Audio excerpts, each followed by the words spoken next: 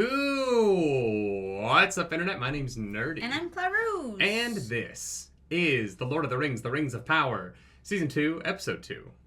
It's Season 2's champagne birthday. What? When you turn 28 on the 28th, it doesn't matter. Episode 1 was good, not great. And I'm hopeful it was fine. It had to clean up Season 1 enough. Mm-hmm. So I'm actually episode 2 I think is in a position to really launch us into whatever the season's going to be. God, I really hope so. Yeah, so let's dive right in. If you want that full-length reaction, go to patreon.com/nerdynightly. And if you don't, stay here, because Disa might be in this episode, and I love her. God, I hope so. Elrond is as much a brother to me as if he'd been fired in my own mother's womb. The crazy thing is, the recap in episode 1 is so long, and they still have to recap season 1. I know, yeah. It's you that's betrayed our kind! You profaned the crown you wear! This is also like episode 7, right? So none of these characters are in the finale. Yeah. Didn't you? In the dream, there's a kind of branch under the stars. Some might say a staff. This show is obsessed with prequelizing everything. Like, they're like, why is there a volcano in Mount Doom? Why does Mount Doom exist? We'll explain that. Why do wizards have staff? Where did the staff come from? Yeah. And some things can just exist. Yeah. We don't actually need to see them all appear. Yeah. It's fine. It's like, whatever. It's just funny to me that it feels like the show's like, oh, fuck, we got to explain why there's apples. Yeah, there's a little bit of that.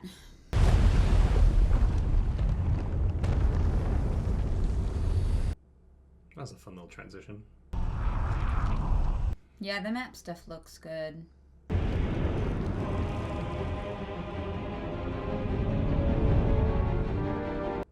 What was the point of that? It's a metaphor. I guess. Be nice to have the opals, though. Aye, it would. Better luck trying to bend the brick. You may as well... Disa? Can she hear the Balrog? No, I think it's this is the volcano exploding. Oh, God. That's bad.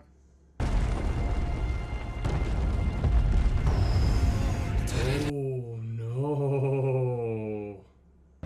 No.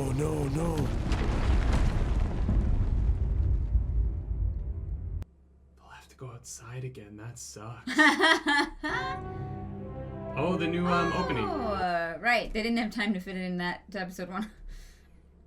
No, a lot of shows have been doing that lately. Oh, I know. They're not introducing the opening theme until episode 2. It's just... Wheel of Time season 2 did that. I know. It's very strange. Maybe it's just an Amazon thing. No, House of the Dragon season 2 did that, right? Oh, really? Yeah. Oh, yeah, no, that's... I believe that, like, the map has some new parts. Shot was implying that that was caused by the eruption of Mount Doom. If the Balrog caused that, I don't know. But Mount Doom erupted months ago. No. Yeah. How do you know that? There was no calendar date. Because Elrond's been... Because he's been at least... I don't know. Oh, unless it was like a fresh eruption months later. But unless that scene takes place at the beginning of episode 7... No, because then Elrond... No, that wouldn't make any sense. Elrond gets thrown out of the mountain, and this scene could have immediately taken place afterwards. I don't know. But they made it seem like some time has passed, because they're... No, they made it seem like it was Mount Doom exploding. I don't know. Doesn't matter. It's probably just that Mount Doom is continuing to explode, but the big explosion didn't affect the dwarves. But that one did for some reason.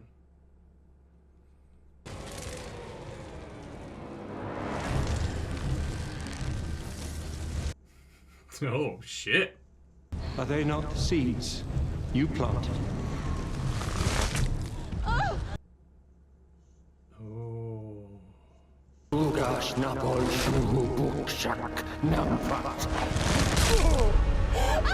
Is she dreaming of the poem that will be written about the rings after all of this? Maybe she wrote it. I guess that was a prophecy, not a... Interesting, okay. Yeah. I wish that had come from the mirror. Sauron was last seen Yeah. traveling into Mordor. We believe he intends to Here's the Elven Council. Of curtain wall of dwarven stone, 10 foot thick. Celebrimbor and the secrets of his craft are safe. What? That is a wild assumption. Seeing as There's Halbrand rivers. was Guys, there. there's rivers. No, but like Halbrand was like, alloys? And Celebrimbor was like, damn.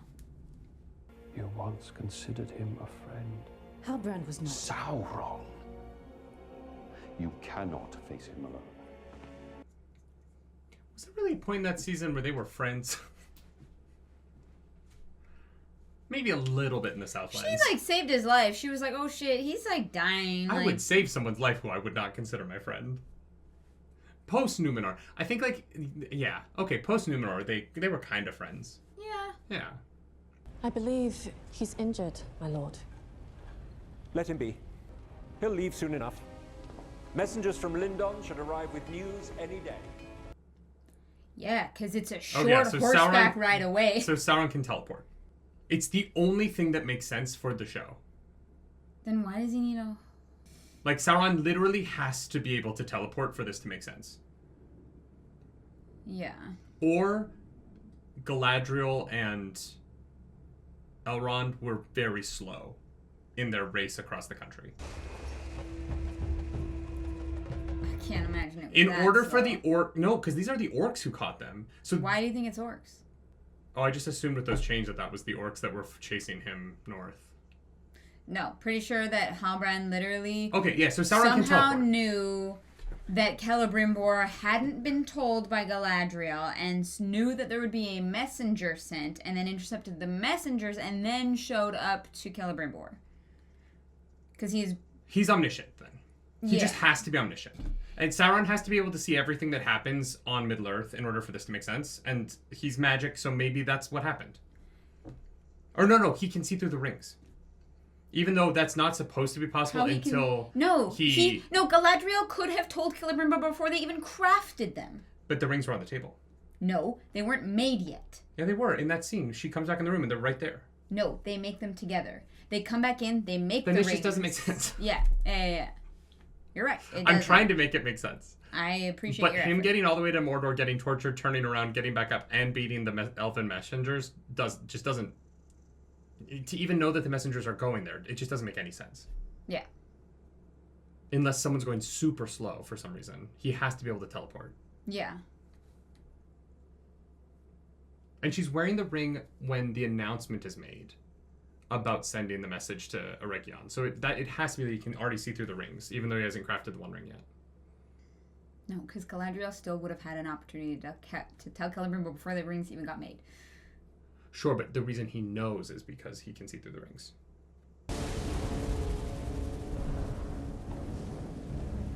This is a cool visual. Mm-hmm.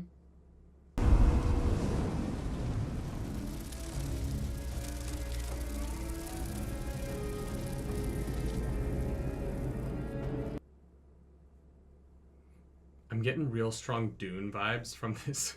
Like, Do you think they picked moths for Bisexuality Awareness Month? no, it's because of the moths that Gandalf blows the name into to the eagles in the movie. That's what they're trying to connect it to? Oh, 1,000%. There is one moth in The Lord of the Rings, and now there's a whole moth motif in Rings of Power that's related to the wizards. Yeah, 100%. Wait, this motherfucker's alive? God, you really can't keep Slim Shady down. And when you hear it spoken, you feel your heart glow. You'll hear it one day. I'm sure of it. They don't have like birth certificates or anything, so. No, this is, honestly, this is the trans support that the show needed to bring. You'll know your name when you hear it. You know what? I can dig that. Everyone calls me nerdy. And you know what? It's pretty accurate. Does it make your heart glow? You know what? It does. Well, there you go. I sort of stumbled into it, but I do love it now. How about Dodrick? You already said, Dodrick. I'm amazed that the berries on her head have stayed green. I thought they were acorns. Are they? Scorpion stung me. I fell over and, well... Is that what acorns look like in the wild? almost sounds like hooves.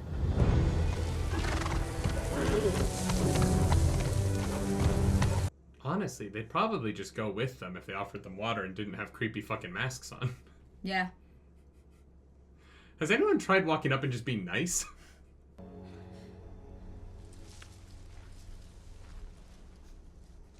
Who were they? What is he hiding behind? Nobody goes off trail.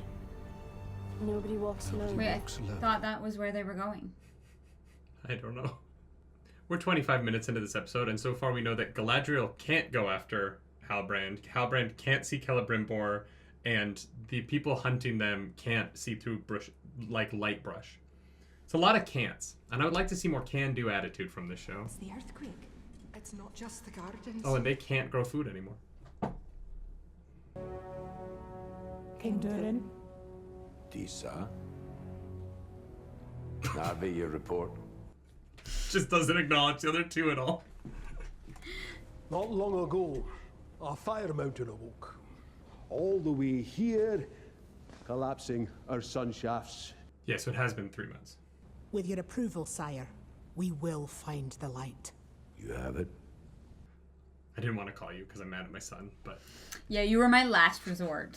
Fuck. Everything brings us back to Disa. And the other two I won't speak about. I wish you'd at least given them names. Like... Disa.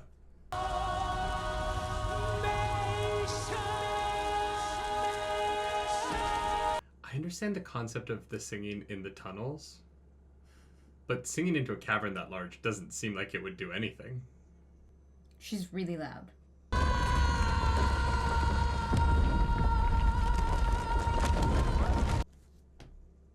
Oh, that's bad. Sun dwarves call strength. Oh, I imagine it does take strength. To keep your wounded heart so tightly bound it can barely beat. She's great. Aye, it does. He is too. Like, honestly, the three of them are awesome. But leave it to him, and the peaks of Zaraxagil will thaw before this feud of yours will. Yeah, God, she's so good. Yeah. This plotline's great. Oh, I love them. Because I understand the emotional relationship between these characters. Yes. I wish I had a better idea of what Gil-galad and Galadriel's relationship was emotionally. Mm. They seem like co-workers. But they've known each other for like 7,000 years.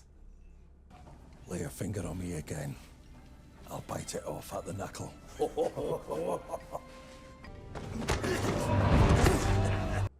I really thought he was about to bite a finger off. I know. I was excited. I know. The tree.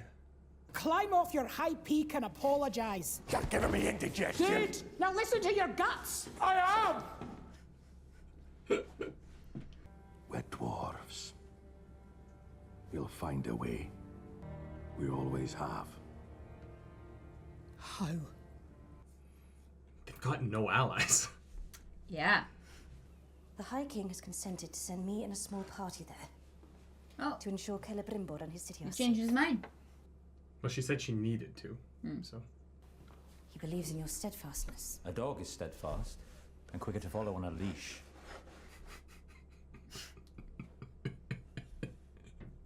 He's so salty. Mm-hmm. He never left Galadriel. In choosing to wear those rings, you have all chosen to become his collaborators. I really don't know that. It's true, but like, these characters assume a lot of stuff. The elves never. Yeah. If our friendship ever meant anything to you, please leave. We really don't need to spend a whole episode convincing people to move the plot forward. I know. Because that's what this is, right? Like, Galadriel had to convince that we need to do something, and now she's trying to convince him that we need to do something, and he's like, well, we're just going to do nothing. I'm going to carve this boat. There's only 8 episodes this season. Yeah. We spent a whole episode convincing them to wear rings. Would you cast Romil's verses into the flame because the poet was a drunkard? Most poets are.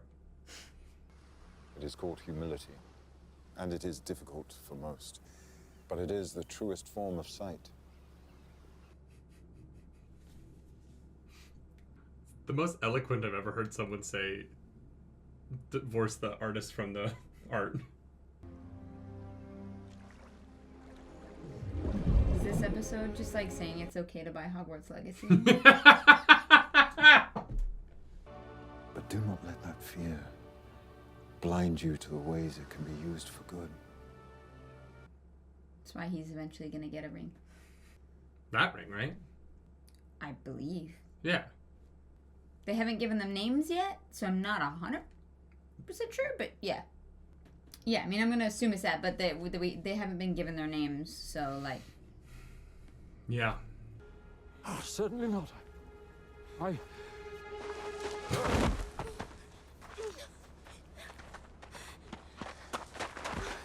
Oh, now they can walk.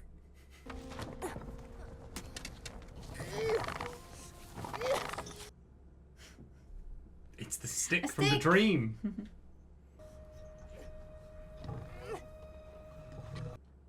Yeah, what is that eye? Maybe it's the symbol of these, like, white wizardy people.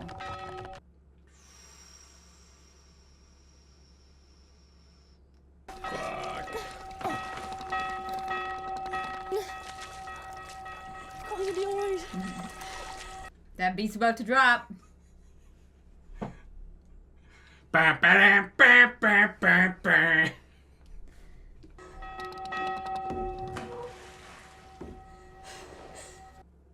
Do you think the purpose of the bell is to know how deep down the water is? So like you can count the number of chimes to know how... I thought it was a trap. I mean, maybe. It just seems old. But it would be a way for you to count how deep how much water is currently in the well. Right? Every ring of the bell would be a certain amount of the robe. Oh, we were just having a drink of water.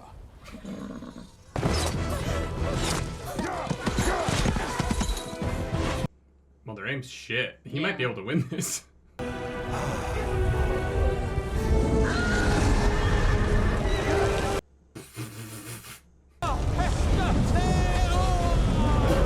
Wow!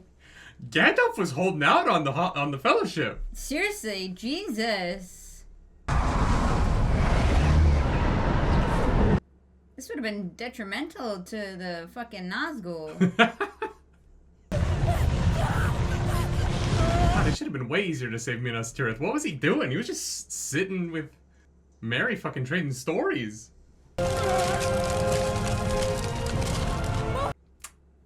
We're gonna go through every single staff that we saw in that, like, dream. Yeah. I'm coming! Oh, shit.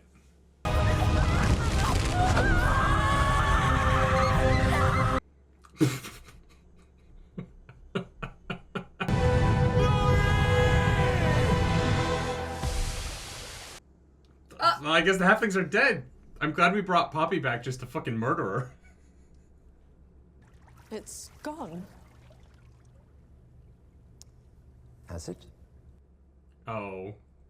We need to explain how the doors got on Khazad-dûm. Yeah. We need to see the inception of everything that you've ever seen in the Lord of the Rings trilogy. Out of the moonlight, it is all but invisible. It is.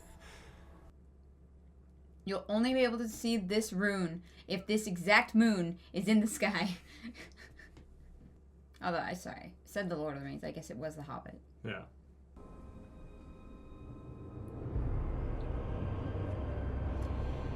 It's creepy. Like, if that doesn't put you off... I know, right? I don't know what would.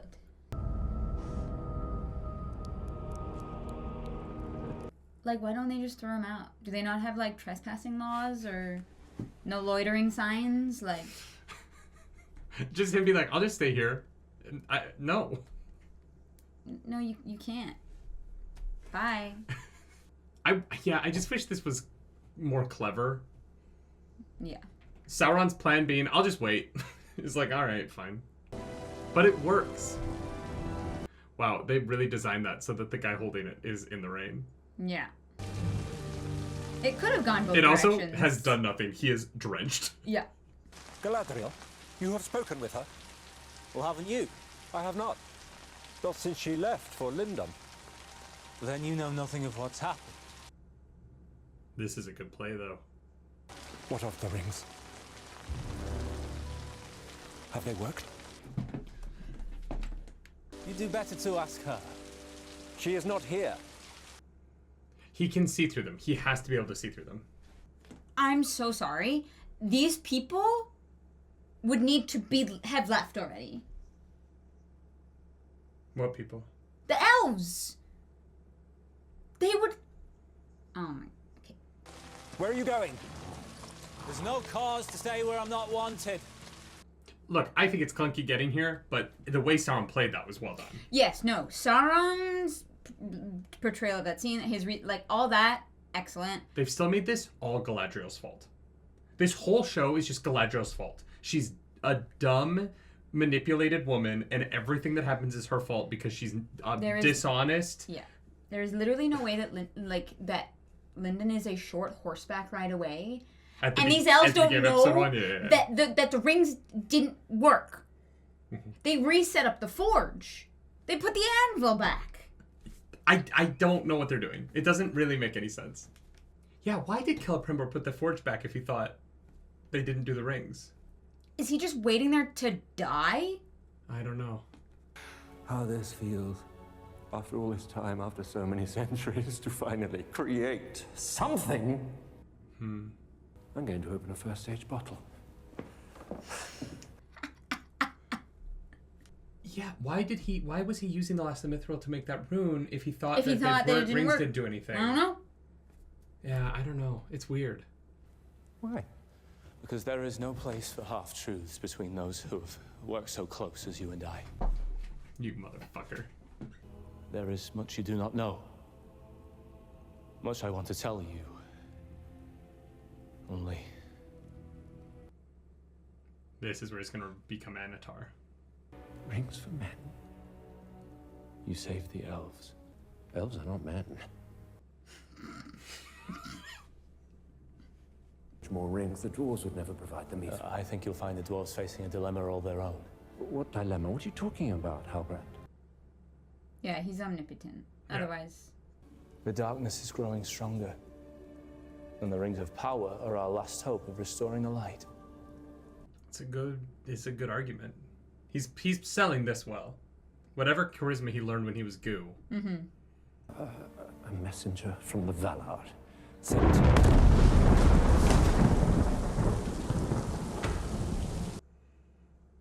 All right, it's time for the light show. Come on, Sauron, you got this. My name is Gandalf. Halbrand. My name is Tom Bombadil. Oh my god. He's just doing thaumaturgy. Damn, that was first age. It seems like he has a whole row of that, so yeah.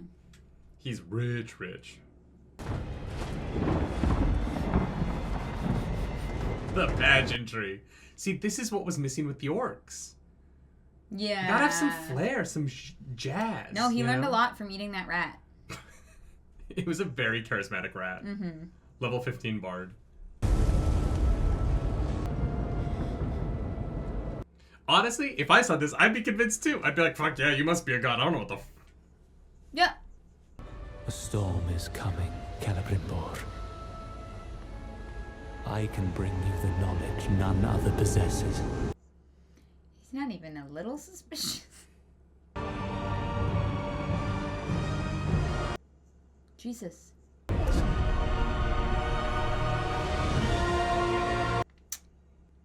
It's a really big fireplace. Nah, it's all smoke and mirrors, babe. Give 'em the old razzle dazzle. That was great. That was really well done. No less. A sharer of gifts. Annatar. Annatar. Lord of Gifts. That scene was great. Yeah. It was. This is what I mean, though, about, like, they got a bunch of the shit out of the way in episode 1, so that episode 2 could actually set up what this season is. Mm-hmm. Thank you for reconsidering. It's not I you ought to thank. Horund. Was he just waiting in the alcove? Mm-hmm.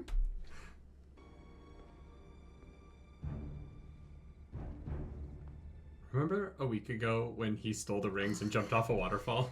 Yeah, that jerkin though. I know, it's beautiful.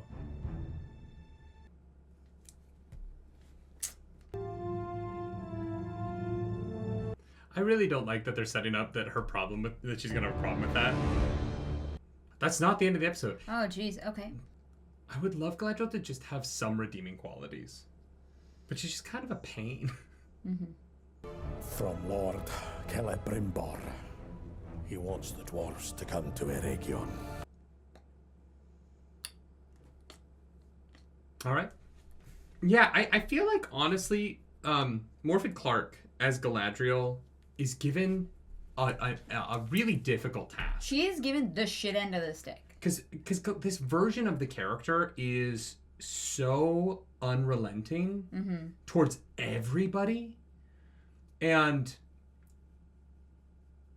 she's unreasonable at times. Well, and she even admits that she, like, needs him there. And so it's like, okay, well, then I'm in charge of the company. It's like... And her performance isn't the problem, but the music they're putting under it is like, this Galadriel has a problem with this. And the fact that they linger on it, Yeah. makes it seem like it's an issue when it shouldn't be. Like, if someone was like, hey, we're gonna go, confront the person who, like, brainwashed you, I'd be like, okay, I won't be the one calling the shots. But she's just not reasonable about anything. She just makes demands, and it's a carryover from season 1 with, like, the Muriel stuff. Yeah. Where she just, like, shows up in Numenor and starts making all these demands without any evidence or any reason for anybody to do anything she wants. Yeah. And she's just kind of mean about it. Yeah. And I don't. Yeah, it is interesting. I feel like now we're a quarter of the way through season 2. It very much feels like Galadriel is not the main character of the show at all now. She's just sort of one of the characters. Which, coming out of season 1, is a surprising choice. But because of the way they're setting up the plot for season 2, I'm not really sure that there really is anyone we're following right now as sort of like nobody has a really strong goal that they're, like, making actionable steps towards. Yeah. Except for Sauron, which makes Sauron sort of the protagonist. Kind of, Of I guess. the, like, I guess, narrative. and also Gandalf's trying to find his magic control. Yeah. He needs a stick. Yeah, and yeah. That plotline's a little rough. Yeah. Bringing Poppy back to then throw Poppy out of the show again is wild. Yeah. I just feel like I feel like there's plenty of good ideas in these first 2 episodes that should have been condensed into these characters making choices a little bit faster to start the season, and then bring in some of the, like, acting deeper, like, motivation stuff once the plot has gotten going. Right. But it feels like they were like, well, we just want to talk about everything first, and then we'll get the plot going later. Yeah. And I just feel like that should have been done a little bit in reverse. Put Galadriel and Elrond on the road first, and then have them come to terms, and then do all of this stuff. Have it be that, like, Galadriel is fine with Elrond being in charge until he doesn't want to do it her way, as opposed to having her be immediately not okay with it just because he's in charge, right? And also, so that it's motivated by something that happens instead of just these characters talking at each other. Well, and also, Gil-galad is the king. And he could just be like, Elrond, you're going on the mission. No, because no one respects him in the show. Like, no one has the guess. slightest bit of respect for Gil-galad.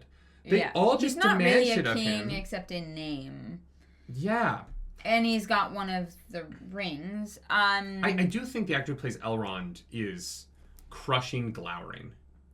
His glower game is so strong. Yeah. And the tough thing is, if you'd given him like some bangs and some like neon hair, he would have crushed it in like 2009. The tough thing from an audience perspective is that he's right, and we know that he's right. And the hard part about the show is I don't know that they're doing a good enough job.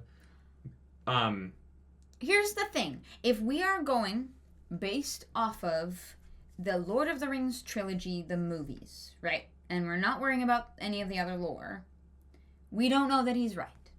The elves still have their 3 rings. Nothing bad happened about it. There's nothing in those movies that says that Sauron has any corruption over those rings.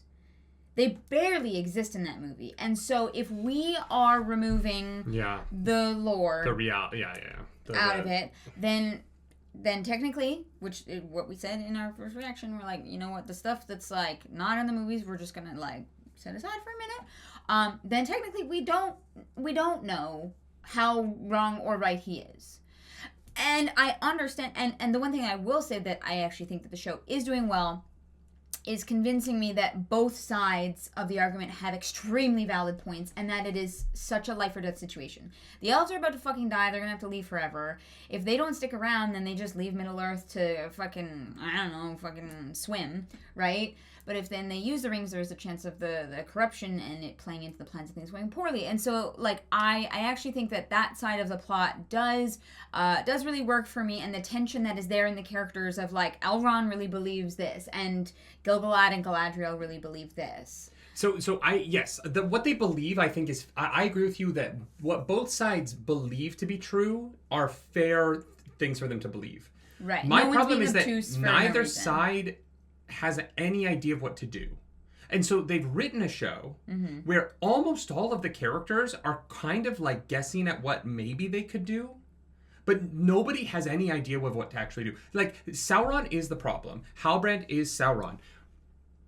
Galadriel thinks that he's in Eregion. We know that that's true. Yeah. She has no reason to believe that, right? It's just this huge guess that she makes. Well, based on the fact that she didn't tell Celebrimbor, which implies that she thinks... No, she's guessing because they have not heard back from Celebrimbor, and they've said they've sent several messengers. Sure. And like, I get that part, but I think that my problem is, so you go to Eregion to confront Sauron, and then what?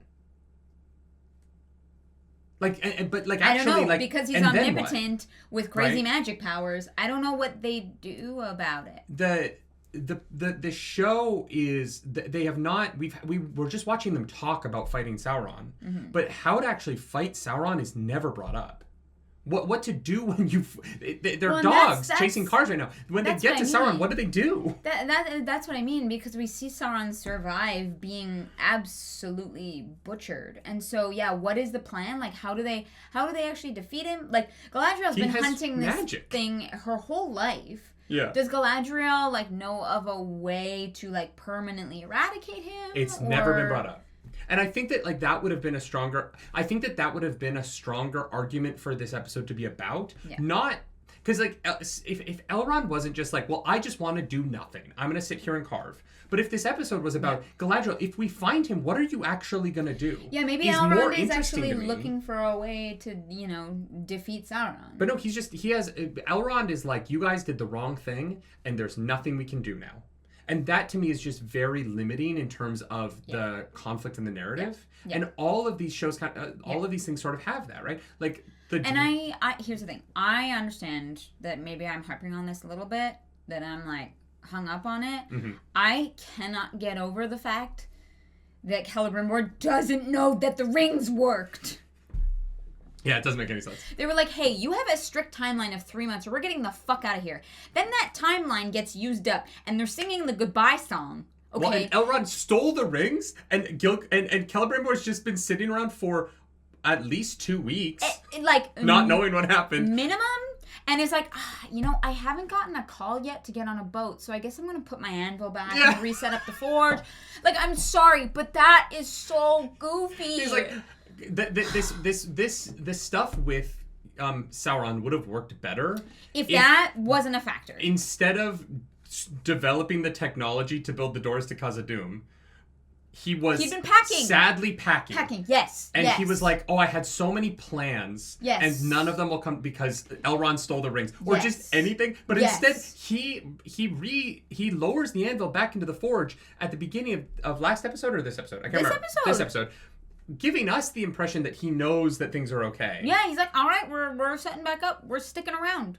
We don't have to pack and go to Linden and get on a ship in 3 days. It's really, you know what I mean? Like, you're right. That is strange. And that's what sucks, is because I actually think that the scene between him and Sauron was really cool. It was well done. I think incredible scene. Like, I think that there's a lot there that was strong, and it was just completely undercut by that beginning choice that you made, which had me kind of like fuming a little bit the whole time. And so I'm trying to be fair and say what I didn't like, but also give credit to the parts of the scene that I thought were great. Well, the Durin Disa stuff is all good this episode. All fantastic. Always has been fantastic. Yeah. I really wish that they leaned more into that stuff because I think it's more interesting. Yeah, and I really wish they had never shown the Balrog in season 1. I agree, because 100%. What does that? Maybe the Balrog doesn't get out for another 1,500 years because the mountain closed. And so the Balrog was going to kill all the dwarves, and now it's not going to. Yeah, it was just a shot for a trailer.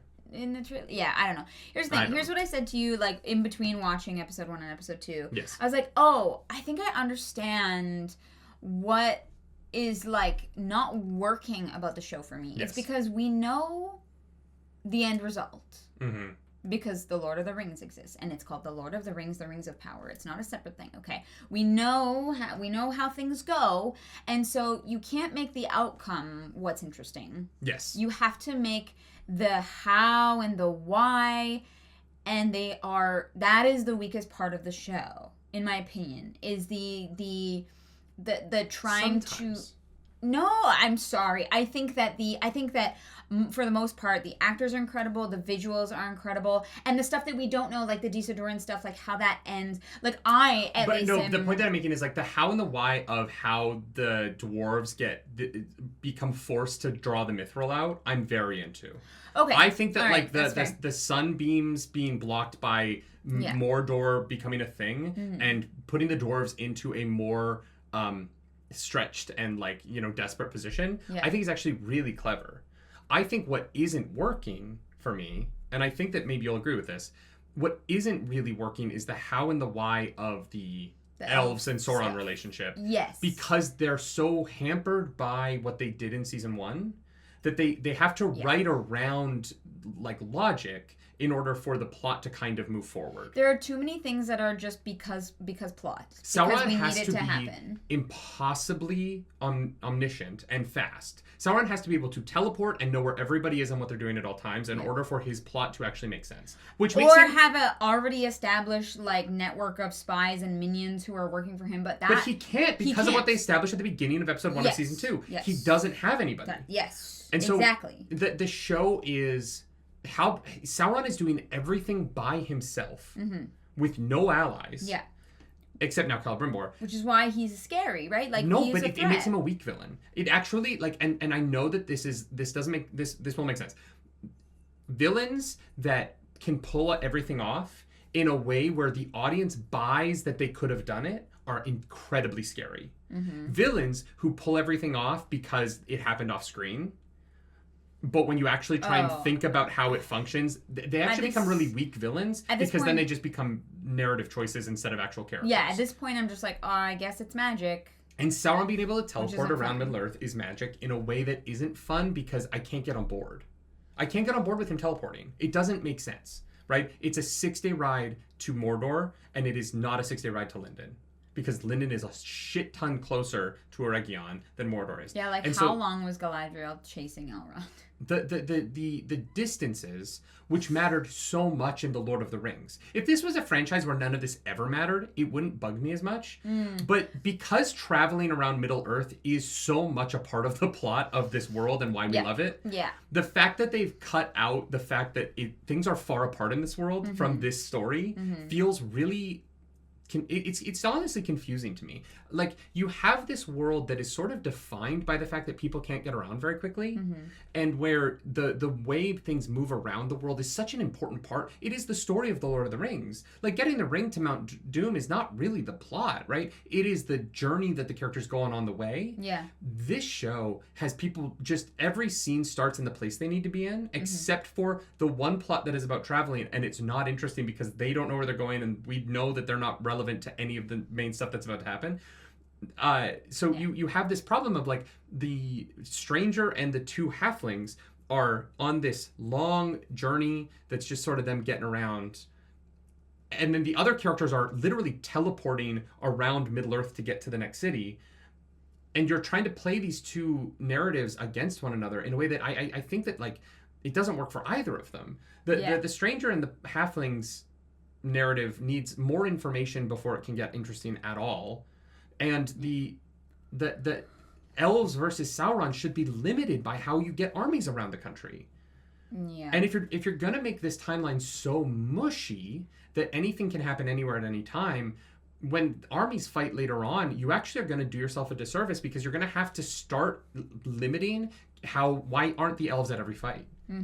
If everybody can just show up places and the distance between them doesn't really matter, how do you do the war of, like, also, like, we're a quarter way through the season, we haven't seen Numenor yet, and, like, it is so wild to me that we're a very long, a 2-hour 10-minute movie is a long movie. Yeah. We're a long movie into season 2. We haven't seen half of the characters. Yeah. We haven't seen any of the Southland people, right? We haven't seen Arondir and Bronwyn. We haven't seen the Bronwyn's son. No, we haven't seen Isildur and... Not at all. Yeah, no.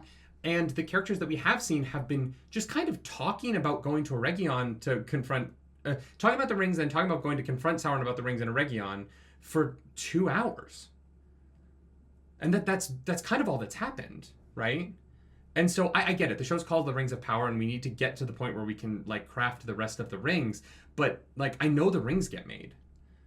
I'm not really worried about that. I want to know about the characters I don't know anything about. Like, the fact that Arondir has not been in the show yet is a disappointment to me, because he's one of my favorite characters. Yeah. And he's one of the people, I don't know what happens to him, so I'm actually I want to watch his story. Yeah.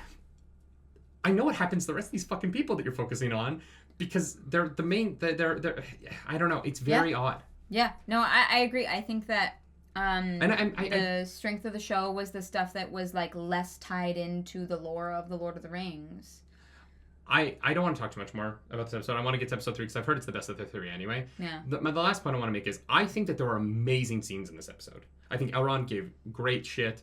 I'm still waiting for more from Gil-galad, but that's not the actor. The writing is just kind of, he's a wet noodle. I think that Durin stuff with Disa is so good, and I think that the Anatar reveal scene was epic and awesome. Yeah. I think this episode as a whole was bad to me. Yeah, it's like if you went to, like, some kind of, like, incredible, unique, like, art exhibit, and, like, you walk into the room and you are seeing this display that, like, blows your mind, right? And then they take you to the next display, and the in-between is like a fucking sewer. It's like awful. It is an off-putting thing where you're like, I have to get to the next scene because this, what is this?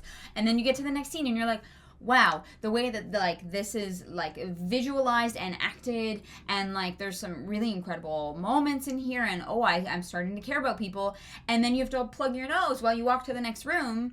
The three rooms are great, but they're not thematically connected in any way. Yeah. It's the in-between connective tissue that is very thin. It's very poor. You pull a thread and things stop working. But I do agree that, like, there are individual scenes, there are moments that I think are really well done, and on one hand it feels like a show to, like, throw on and nuts pretty and enjoy while you're doing something else, because you don't really have to think about it that hard. But then on the other hand, it's not, because there's so many, like, words and things and to pay attention to, and things that are connected and symbols and blah blah blah, and it's, like, weirdly, like, a little bit of both, and so it doesn't work for either. I'm very curious to see what the viewership of this is, because it's a little boring, and I just a little bit. Not it's not like criminally. It's not like a show where like I don't enjoy watching it ever. But no, but I would. For a general would audience, get distracted. And I'm really curious to see if the views of our reactions are anything. If people are even interested in, I saw the episode, I really don't care to watch someone react to this because not much happens. Don't think the first two will do well. I've heard episode 3 is where it picks up. So like I'm curious if that is true. Yeah. But no, I don't know. I feel like we're being really negative, but I think that when your show is this expensive, and when you've had 2 years since season 1 to like take the criticisms of season 1 and. Because, I think that there were a lot of bad faith criticisms of season 1. I agree with the people. Look, I've fought for Disa. Look, I think Disa should have a beard. I've said that since the beginning. But I think I think that from day one, she should have had a fucking beard. They're cowards for not giving all the women beards. Yeah. It would have been iconic and different. And instead it became a talking point that they didn't do it. Yeah. And they should have gone, like, the fact that they were like, well, we'll give them mutton chops is weak to me. Give the women beards. Yeah. Just do there's a whole monologue about it. Yeah. Anyway, it doesn't matter. Because she, like, the idea that you shouldn't be able to tell the men and the women apart, right? Because the women have beards. Yeah. Should have been great comedy for this show to explore. Where Elrond is like, oh, you're married. Where's your wife? And Disa's right in front of him. And he's like, oh, right. It's been 20 years, haven't been around dwarves in a while. Like, there's cultural specificity to that kind of storytelling that doesn't exist in this because Disa she's hot. She's a very physically attractive, like, human woman. Yeah, it was like she looks like, maybe a short human, like not really like dwarven. She maybe has a little bit of mutton chop, but like, and the actress who plays her is very attractive. Yeah. But like the joke of elves can't tell that, you know what I mean? Like that, it's just not there because you just didn't do anything with it. Yeah. And the point that I'm making is this show didn't do that. This show feels like season 1. I don't think that they took any of the good faith criticisms, of which I think there were many, and adapted. I think they're just doing the same thing again. And it's making me nervous because one of the things that really bugged me about season 1 was the like timing of the Númenóreans getting to the fight in the Southlands. It just was all very convenient and like them full bore riding their horses through the night to get there at dawn. It just was like, okay, yeah, fine. Like there's no reason they would know that is happening, but fine. The getting around bugged me. And now we're just doing it from the get-go this season. Yeah. And I don't know, I'm a little, this episode made me a little bit nervous. Yeah, I think when it is this much money, when you, like when, like you're shooting for the stars, the specificity has to be there. Otherwise it's just another thing that is another mediocre thing. You know what? It's not very specific. Yeah. I don't feel a big difference between the dwarves and the elves in this show. Other than they say that they're the dwarves and they say that they're the elves a lot. Even like the humans, except that they're like kind of dirty. Like the humans that we've met are all farmers. The humans are just kind of dirty. No, yeah, they're all like farming people, and Halbrand's a little dirty and scruffy, right? Like the Númenóreans kind of just feel like clean humans. But they kind of feel like the elves. Everyone kind of talks the same. And I wish that there was more like slang, more jargon, right? It doesn't really feel like... And I think that it's because they're trying really hard to recreate Tolkien's writing with... they're trying to, without anything to go off of, right? And so in doing that, everyone sort of has like an elevated way of speaking. And... like particularly, I feel like Disa and Doran when she's talking to the king. Yeah. That scene could have been less eloquent and more dwarvish in a way that actually is the one kind of thing that I think is at least a little bit different. But I think that the specificities are missing. Like I think that there's like a slightly different vibe, but it's not. It is not specific enough. Like they haven't made strong enough choices. To really like flesh out the world, because it just kind of feels like, oh, we made this like really delicious meal with all these different like palettes, and we kind of put salt on everything. Well, and I think that part of the reason, one of the things that I think would help is if the elves spoke Elvish more, but they switched to Elvish very weirdly to me. Yeah. Like, sometimes they just switch to Elvish. Like, Galadriel will be like, I'm going to speak to Elrond. I'm speaking to you in Elvish. And everyone understands Elvish because they're all elves. Like, they're all elves alone in Elfland. And they're not speaking Elvish all the time. But they, like, switch to Elvish to, like, make a point sometimes. And I don't have them speak Elvish ever or have them speak Elvish more. But the in-between on the Elvish is a little weird to me. Yeah, honestly, like, I could use more of it. And maybe I've been watching a lot of anime with subtitles, so like I'm down to read subtitles. Yeah, maybe they are like nervous to have that like 100%. I think that's what it is. Especially because it's so much exposition. Fair. But like the fact that we're in season 2 and there's this much exposition is not a great sign for season 1. Yeah. No, it's a slow start, honestly. Let's just watch episode 3 so that we can episode 3. If it really is where the plot gets going, all this complaint might have been for nothing. Right? If you like the video, subscribe to the channel. If you don't, hit the dislike button. Leave me in comments down below because the algorithm goddess hungry and we must feed her. The algorithm goddess for this episode is... the 2 unnamed dwarves because the king only knows Disa's name. That was so funny. That was so funny. I wouldn't have minded if only Disa spoke, but all 3 of them spoke in unison, and then he deliberately ignored them. I know. If you want to follow us around the internet, you can. You'll probably call us shills, even though I don't think we were that positive in this because we weren't racist about it. But I'm at nerdynightly everywhere. I'm at Claris Polaris. Do something nerdy tonight. Bye. Bye.